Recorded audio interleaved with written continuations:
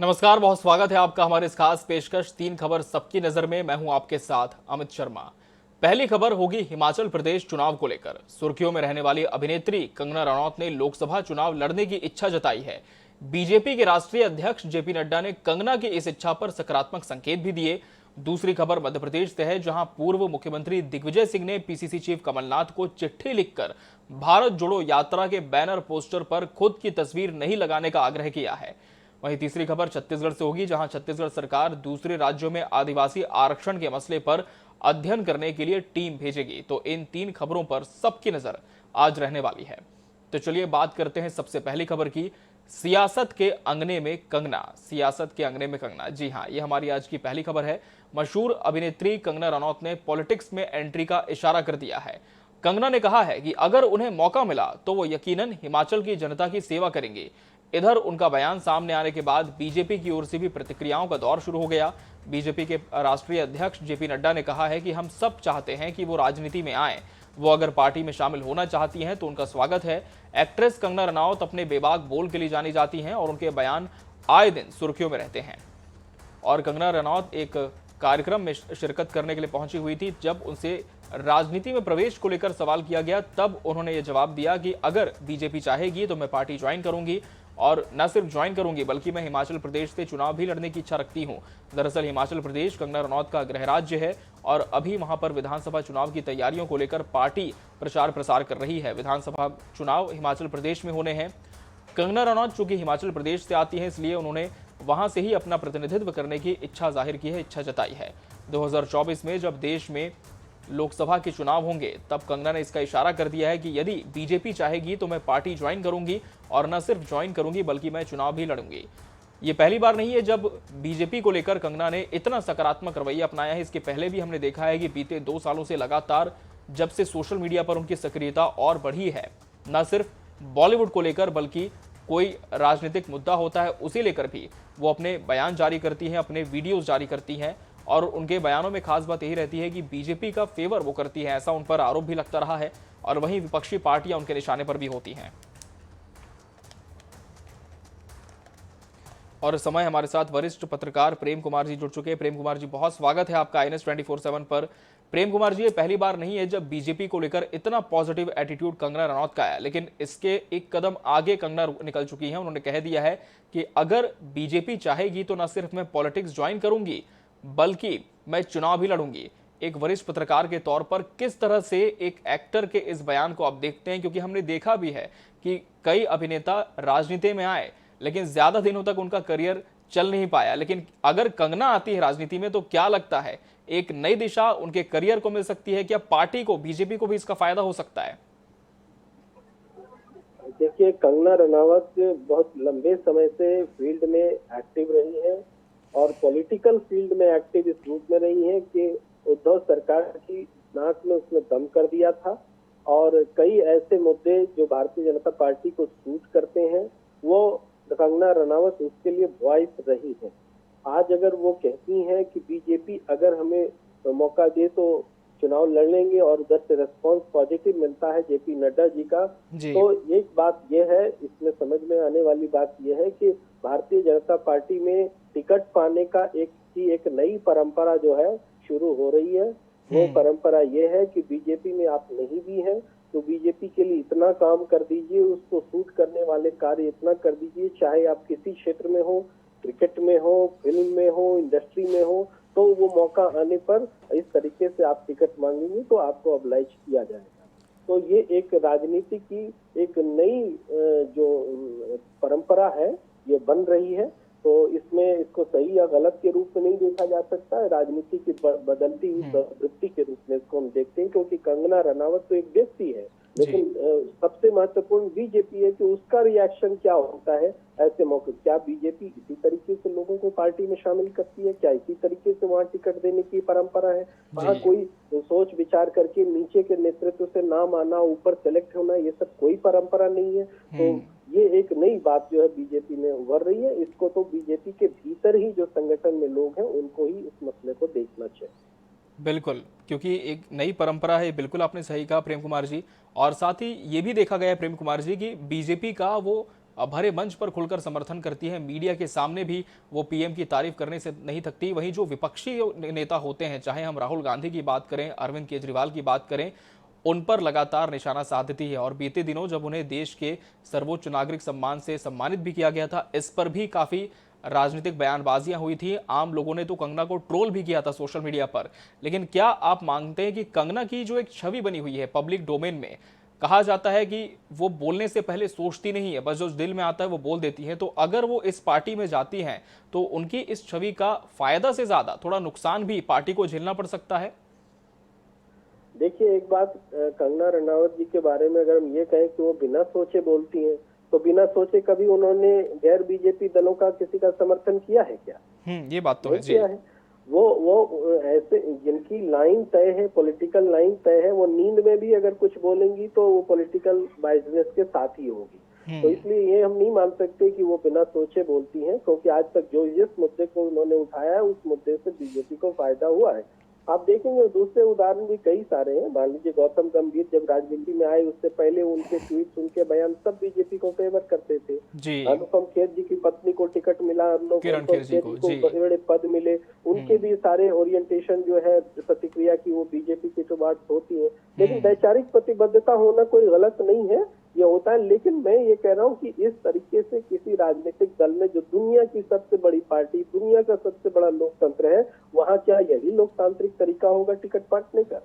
जी बिल्कुल। फिलहाल देखना होगा प्रेम कुमार जी की बीजेपी की तरफ से फौरी तौर पर तो एक पॉजिटिव एटीट्यूड, पॉजिटिव रिएक्शन मिला है जेपी नड्डा का, लेकिन पार्टी आलाकमान और क्या तय करता है इस दिशा में, और क्या कंगना की तरफ से आने वाले दिनों में कोई बड़ी घोषणा होती हुई सुनाई देगी हमें, ये फिलहाल देखने वाली बात होगी। बहुत शुक्रिया प्रेम कुमार जी आपका हमसे जुड़ने के लिए और इस खबर पर अपनी बात रखने के लिए।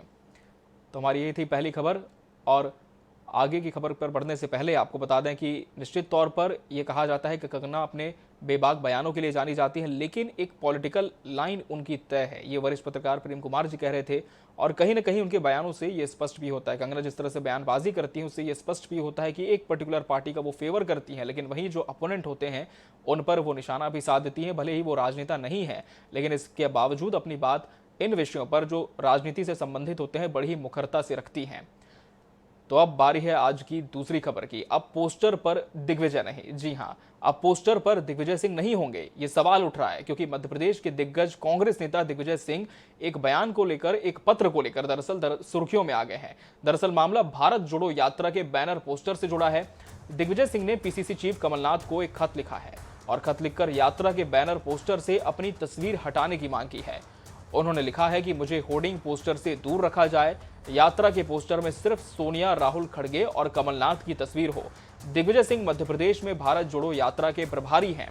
मध्य प्रदेश में दिग्विजय सिंह भारत जोड़ो यात्रा के प्रभारी है, लेकिन जब प्रचार प्रसार के लिए पार्टी ने कुछ होर्डिंग्स टांगे हैं शहर के विभिन्न सड़कों पर, इस पर दिग्विजय सिंह ने पत्र लिखा है प्रदेश कांग्रेस कमेटी के अध्यक्ष कमलनाथ को और कहा है कि उनकी तस्वीर इन होर्डिंग से हटा दी जाए, ऐसे होर्डिंग्स को दरकिनार कर दिया जाए जिसमें दिग्विजय सिंह की तस्वीर है।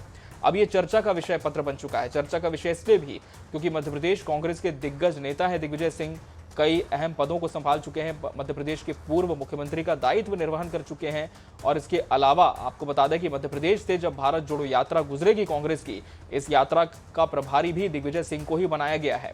ऐसे में यात्रा के प्रभारी हैं राहुल गांधी, जब यहां पहुंचेंगे तब उनकी अगवानी करेंगे, लेकिन पोस्टर में तस्वीर क्यों नहीं होगी, इसे लेकर संशय बना हुआ है, क्योंकि दिग्विजय सिंह ने खुद कमलनाथ को पत्र लिखा है और भारत जोड़ो यात्रा के पोस्टर से अपनी तस्वीर हटाने की उन्होंने मांग की है। उन्होंने कहा है कि मध्य प्रदेश में जब भारत जोड़ो यात्रा निकाली जाएंगी, तब देखिए पत्र में लिखा है, उन्होंने अंतिम लाइन में लिखा है कि मेरा निवेदन है कि पीसीसी चीफ द्वारा जिस तरह से भारत जोड़ो यात्रा का कार्यक्रम संचालित किया जाएगा, इसके प्रचार प्रसार के लिए जो होर्डिंग्स पोस्टर्स लगाए गए हैं उसमें मेरी तस्वीर को हटा दिया जाए, मेरी तस्वीर उसमें ना हो। एक तरफ जो तमाम नेता होते हैं, जब कोई भी पार्टी का अलकमान आता है उनकी, तब एक होड़ रहती है अपना चेहरा दिखाने की, पोस्टर्स में, होर्डिंग्स में सामने स्वागत करने के लिए, लेकिन दिग्विजय सिंह ने ठीक इसके उलट किया है। कहा है कि आप मेरी तस्वीर ही हटा दीजिए उन सारे पोस्टर से, उन सारे बैनर होर्डिंग से जो लगाए गए हैं इस यात्रा का प्रचार करने के लिए। और पीसीसी चीफ कमलनाथ को उन्होंने पत्र लिखा है और अपील की है, मांग की है उनसे कि उनको तस्वीर से, पोस्टर से हटा दिया जाए। तो फिलहाल इस पत्र को लेकर भी कई सवाल खड़े हो रहे हैं। और क्या कुछ इस पूरे घटनाक्रम में अभी तक अपडेट आया, हम जान लेते हैं। हमारे सहयोगी वरिष्ठ संवाददाता दिनेश शुक्ल भोपाल से जुड़ चुके हैं। दिनेश, एक तरफ नेताओं की होड़ रहती है कि जब भी पार्टी का कोई बड़ा नेतृत्वकर्ता उनके प्रदेश आता है, शहर आता है, तो अपना चेहरा दिखाया जाए, ज्यादा से ज्यादा खुद को आगे किया जाए। लेकिन दिग्विजय सिंह ने जो कदम उठाया ये पत्र लिखकर कि कमलनाथ से निवेदन किया है कि उनकी कोई भी तस्वीर भारत जोड़ो यात्रा के प्रचार प्रसार के पोस्टर्स में, होर्डिंग्स में शामिल ना की जाए। क्या इसके पीछे अभी तक जो एक राजनीतिक मंशा है वो उनकी सामने आई है? क्योंकि दिग्विजय सिंह जो कि सियासत के चाणक्य कहे जाते हैं मध्य प्रदेश में, और इस प्रदेश के मुख्यमंत्री का दायित्व निर्वहन कर चुके हैं, अभी तक जो पत्र उन्होंने लिखा है इस पर क्या कुछ स्पष्ट हो पाया है, और क्या कमलनाथ की तरफ से भी इस पर कोई प्रतिक्रिया आई है?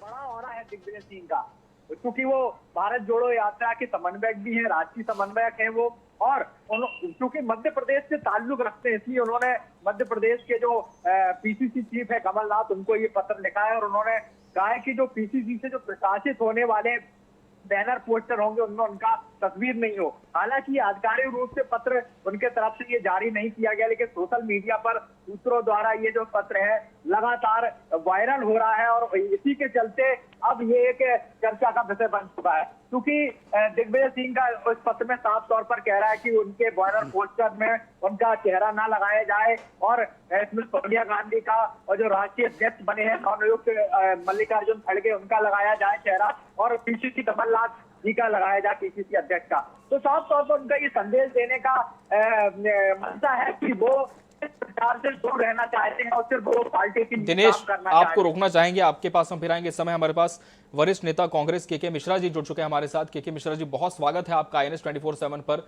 के मिश्रा जी, जिस तरह से दिग्विजय सिंह जी की तरफ से एक पत्र सामने आया जिसमें कमलनाथ से उन्होंने निवेदन किया है पीसीसी चीफ से कि भारत जोड़ो यात्रा का भले ही वो प्रभारी हो, लेकिन इसके बावजूद जो प्रचार प्रसार के लिए पोस्टर्स लगाए गए हैं इस यात्रा के, उसमें उनकी तस्वीर ना हो।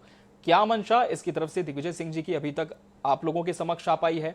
क्या प्रतिक्रिया इस पर आप देना चाहेंगे कि जब एक तरफ तमाम जो राजनेता होते हैं वो कभी भी प्रचार प्रसार में खुद को आगे रखना चाहते हैं, लेकिन वहीं दिग्विजय सिंह तो पीछे हाथ खींचते नजर आ रहे हैं?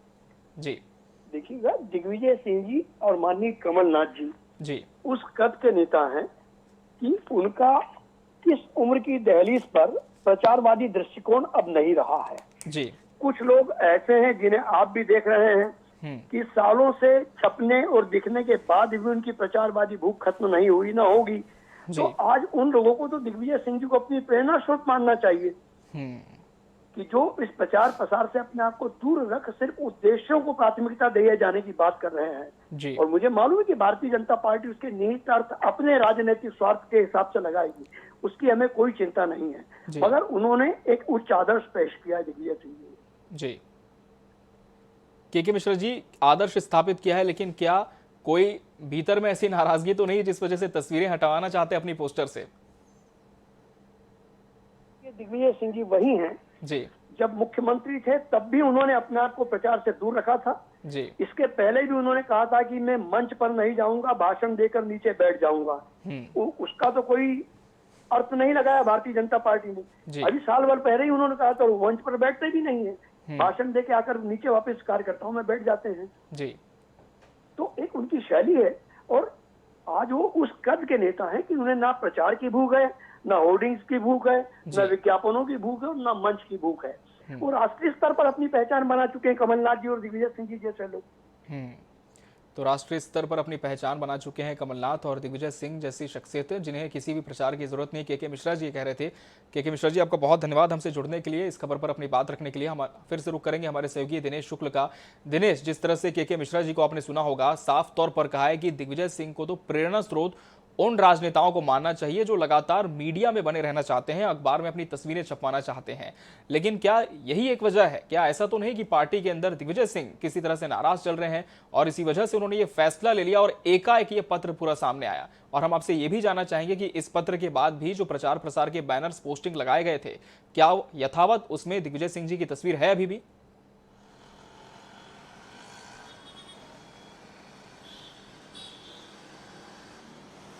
जी देखिए, लगातार जिस तरह से पार्टी का बड़ा चेहरा है दिग्विजय सिंह जी, और उनका कद किसी से कम नहीं आंका जा सकता पार्टी के वरिष्ठ नेताओं में। हमेशा ही बैनर पोस्टरों में और उनके जो समर्थक होते हैं वो उनकी तस्वीर हमेशा से छापते रहे हैं। जो समाचार पत्रों में विज्ञापन छपते हैं उनमें भी दिग्विजय सिंह दिखते हैं। लेकिन कहीं ना कहीं ये बात निश्चित तौर पर कही जा सकती है कि वो हमेशा से, जैसा कि के मिश्रा ने कहा है, कि वो प्रचार माध्यमों से दूर रहने की बात कहते रहे और सार्वजनिक मंचों से अपने बयानों में भी उन्होंने यह बात कही है। तो जिस तरह से मिशन 2023 की बात करें, अगले साल जो विधानसभा चुनाव है, और वह ये जो चुनाव है वो इसको अपना आखिरी चुनाव मानते हुए उन्होंने एक बार बयान भी दिया था कि अब नहीं तो कभी नहीं। तो ये एक रण है जिसमें सबको एकता की जरूरत है। मुझे नहीं लगता कि कांग्रेस में इस तरह का वो माहौल पैदा करना चाहते होंगे, क्योंकि एकजुटता के साथ चुनाव लड़ेंगे तभी मध्य प्रदेश में सत्ता हासिल कर पाएंगे। तो दिग्विजय सिंह कहीं ना कहीं जो भारत जोड़ो यात्रा है उसमें राहुल गांधी को आगे करके चल रहे हैं, उनको अपना नेता बता रहे हैं, और आगे वाले भविष्य के जो नेता है उनको राहुल के रूप में पेश करना चाहते हैं। उसको लेकर उन्होंने, मुझे लगता है, ये पत्र लिखा है। और उन्होंने साफ तौर पर, चूंकि प्रदेश के अध्यक्ष होते हैं उनका फोटो होना चाहिए, और चूंकि बड़ी नेता है सोनिया गांधी और राष्ट्रीय अध्यक्ष जो मल्लिकार्जुन खड़गे हैं उनकी तस्वीर होना चाहिए। ये इसलिए उन्होंने जो लिखा है ये उनकी मन की जो बात है, और इसके बारे में तो वही साफ तौर पर बता सकते हैं कि उन्होंने आखिर ऐसा पत्र क्यों लिखा। क्योंकि उनके समर्थक जो रहेंगे या उनके जो लोग रहेंगे वो तो उनका फोटो हमेशा से लगाएंगे। मध्य प्रदेश में करीब 17 जगह से उप यात्राएं निकलेंगी, और उन उप यात्राओं में बैनर, पोस्टर, इस तरह के कई सामग्री दिखेगी। तो अब ये देखने वाली बात होगी क्या उसमें दिग्विजय सिंह का चेहरा नदारा रहता है या नहीं। जी बिल्कुल। लेकिन अभी तक जो पोस्टर्स लगे हैं इस पत्र के बाद, क्या वो अब भी लगे हुए हैं दिनेश?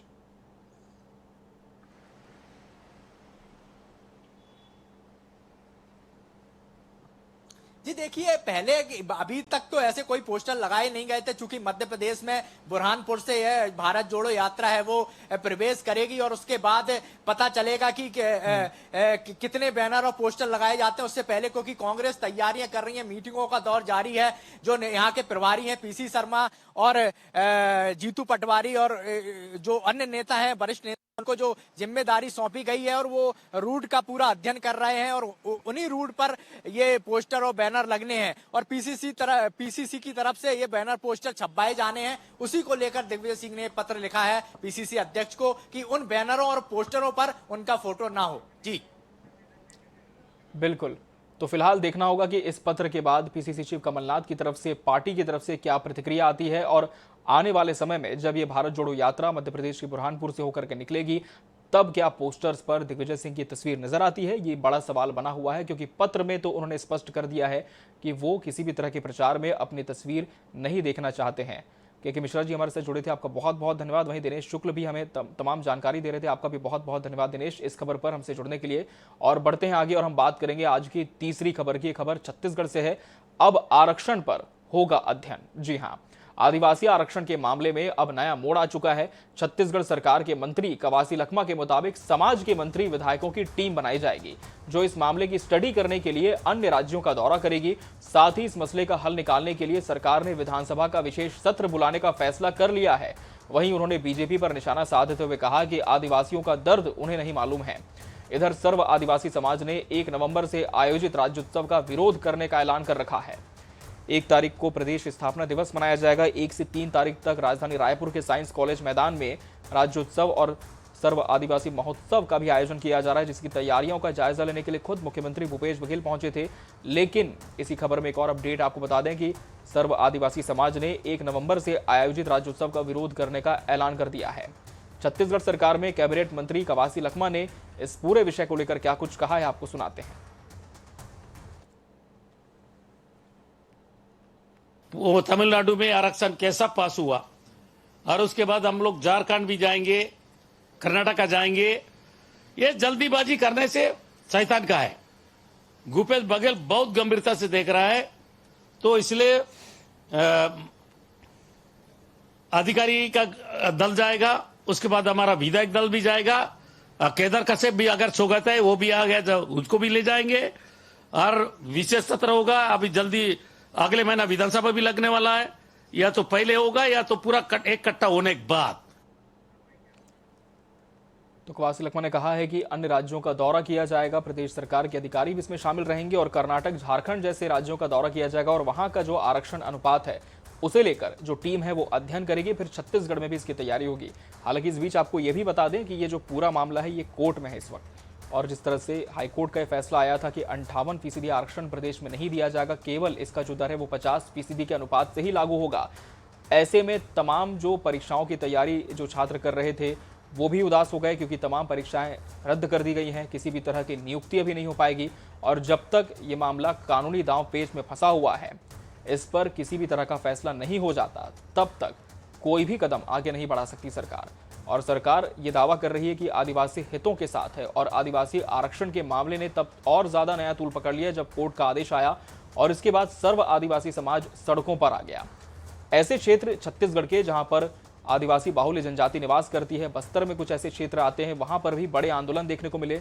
आदिवासी समाज ने चक्का जाम कर दिया। इसके बाद एक डेलीगेट जाकर मुख्यमंत्री भूपेश बघेल से भी मिला। मुख्यमंत्री ने यह भी कहा था कि संविधान में जो नियम है, जो निहित है, उसके अनुसार ही आरक्षण दिया जाएगा और आदिवासियों के साथ किसी तरह का अन्याय ना हो, इसे लेकर सरकार प्रयासरत है। लेकिन अब चूंकि जैसा हमने आपको बताया ये पूरा मामला न्यायालय के अधीन आ चुका है, इस पर अभी फिलहाल सुनवाई होगी। सरकार अपनी तरफ से तथ्य पेश करेगी, इसके आधार पर जो भी अब फैसला आएगा आगे, वो तो फिलहाल भविष्य के गर्भ में है, लेकिन सरकार अपनी तरफ से तैयारी कर रही है कि कहीं ना कहीं आरक्षण को लेकर जो मामला फंसा है हो जाए। और हमारे साथ इस समय बीजेपी से मीडिया से प्रभारी अनुराग अग्रवाल जी जुड़ चुके हैं। अनुराग जी, बहुत स्वागत है आपका INS 24/7 पर। अनुराग जी, जिस तरह से कवासी लखमा जी ने बयान दिया है कि आरक्षण को लेकर सरकार गंभीर है, ये पहली बार नहीं है जब सरकार की तरफ से ये बयान आया। इसके पहले भी जब आरक्षण को लेकर फैसला आया था कोर्ट का, सरकार ने यह दावा किया था कि बीजेपी ने इस पूरे मामले को सही से प्रेजेंट नहीं किया था अपने कार्यकाल में, और इसी वजह से अब यह फैसला है जिसका भुगतान आदिवासियों को करना पड़ रहा है। लेकिन हमारा आपसे सवाल यह है कि आरक्षण को लेकर अब जब राज्य सरकार ने एक टीम का गठन किया है और दावा यह है कि दूसरे राज्यों का दौरा करके अध्ययन होगा कि वहां किस स्केल से, किस पैमाने से आरक्षण दिया जा रहा है, तो क्या आपको लगता है कि सरकार की ये जो योजना है इससे बात बनेगी और आदिवासी जो कि अपने आरक्षण को लेकर आंदोलनरत हैं, विरोध जता रहे हैं और 1 तारीख से राज्योत्सव आदिवासी महोत्सव का बहिष्कार करने का भी उन्होंने ऐलान कर दिया है, तो कहीं ना कहीं क्या वो सरकार के फेवर में आ सकते हैं? क्या बात बन सकती है? देखिए, जब से छत्तीसगढ़ में कांग्रेस की सरकार बनी है जी, इन्होंने कितनी कमेटियां बना दी है, शायद अब इनको खुद को याद नहीं होगा। मैं पहले कमेटी की बात करता हूं जब ये शराबबंदी की बात की और उसके लिए कमेटी बनाई। उस कमेटी का हश्र क्या हुआ? उस कमेटी के मुखिया सत्यनारायण शर्मा जी कहते हैं कि शराबबंदी छत्तीसगढ़ में हो नहीं सकती जी। अब ये नई कमेटी बनाने की बात करते हैं। सर्वप्रथम तो कवासी लखमा जी को भारतीय जनता पार्टी का कांग्रेस भी गंभीरता से नहीं लेती है, तो उनकी बात का महत्व मुझे लगता है बहुत कम है। दूसरी बात, ये आज साल भर चुनाव बचा है और आज ये कमेटी बनाने की बात करते हैं। क्या ये तय कर रहे हैं कि कमेटी कितने दिन में रिपोर्ट देगी, कितने दिन में उस पर कार्रवाई होगी? सिर्फ और सिर्फ जनता को भरमाने के लिए ये जो कार्य है ये कर रहे हैं। क्योंकि आप देखिए, ये आरोप लगाते हैं कि भारतीय जनता पार्टी ने अपना सही ढंग से नहीं रखा। 2012 से चल रहा है ये आदिवासियों का आरक्षण जी। उसके बाद 2018 तक भारतीय जनता पार्टी का शासन रहा, आदिवासियों को उनका आरक्षण बदस्तूर मिलते रहा। 4 साल से ये सत्ता में है और आज भी ये पुराना रोना रोएंगे। तो अब तो छत्तीसगढ़ की जनता इनके सारे भ्रम को समझ चुकी है, क्योंकि 4 साल एक पर्याप्त समय होता है किसी शासन को जनहित के कार्य करने के लिए। इस सरकार ने एक भी वर्ग नहीं बचा जिसको छला नहीं, चाहे महिला की बात करें, चाहे कर्मचारियों की बात करें, चाहे आज आदिवासियों की बात करें जी। केंद्र की नरेंद्र मोदी सरकार 12 आदिवासी जनजातियों की मात्रात्मक त्रुटि सुधार कर उन्हें मुख्य धारा में ला रही है। ये आरक्षण का बचाव नहीं कर पाए। बड़े बड़े वकील ये खड़ा करते हैं जब जमानत लेनी होती है, लेकिन जहां आदिवासियों की बात होती है उनको उनके हाल पे छोड़ देते हैं। मुझे लगता है कि आदिवासियों ने आदिवासी महोत्सव का विरोध करके अपनी मंशा जाहिर कर दी है, मंशा जाहिर की। और फिलहाल देखना होगा अनुराग जी कि आने वाले समय में सरकार की तरफ से क्या इस पर कदम उठाया जाता है, क्योंकि सियासत तो इस पर बहुत हो रही है। बहुत शुक्रिया आपका हमसे इस खबर पर जुड़ने के लिए और अपनी बात रखने के लिए। तो आदिवासी आरक्षण ने अब नया तूल पकड़ लिया है और कैबिनेट मंत्री कवासी लखमा ने जिस तरह से ये बयान दिया है कि सरकार एक टीम का गठन करेगी जो दूसरे राज्यों में जाकर आरक्षण का पूरा ब्यौरा तैयार करेगी। अब देखना होगा कि आगे क्या कुछ इस विषय में हो पाता है। इसी के साथ 3 खबर सबकी नजर में फिलहाल इतना ही। मुझे दीजिए इजाजत, नमस्कार।